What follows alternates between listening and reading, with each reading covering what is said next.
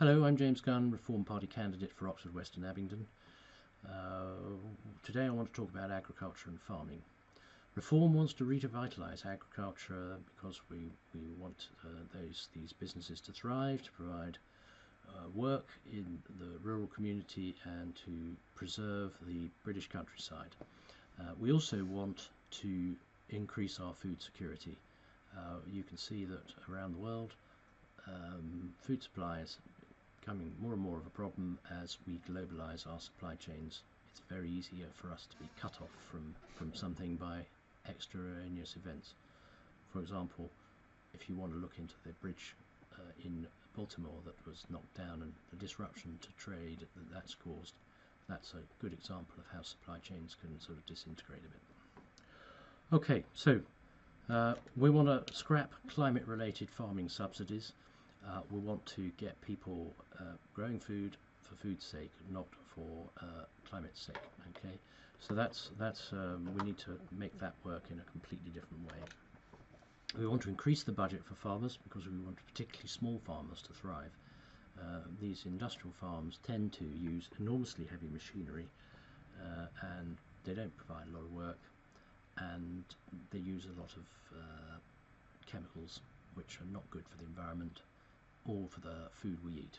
In fact, personally I would ban glyphosate and neonicotinoids immediately. I think they're terribly bad for the environment and for the humans as well as the sort of wildlife. It's dreadful stuff. Okay, we want to protect country sports. A lot of townies don't understand country folk. We like animals at least as much as you do. We live with them all the time. We know their faults as well as their fluffy cuddly bits, which we all love to sort of anthropomorphisize. Should I be trying to say that in a video? So townies, trust me that the country folk know the ways of animals better than you do, and your concerns are misplaced. So we want to protect country sports, and we want to allow people to carry on with a rural way of life, which they have for centuries. And there's no good reason to. And after the first 100 days, there's 3 big changes that we want to do. We need to stop supermarket price fixing. At the moment, the supermarkets are taking the lion's share of profit from foods. In this way, they're slowly decapitalising our farms and making it harder for farmers to make a living, let alone a profit. We need to stop that, and consumers actually need to be aware of this, that if they want to buy good fresh food, then they need to buy good fresh food, and that isn't necessarily what the supermarkets are offering you.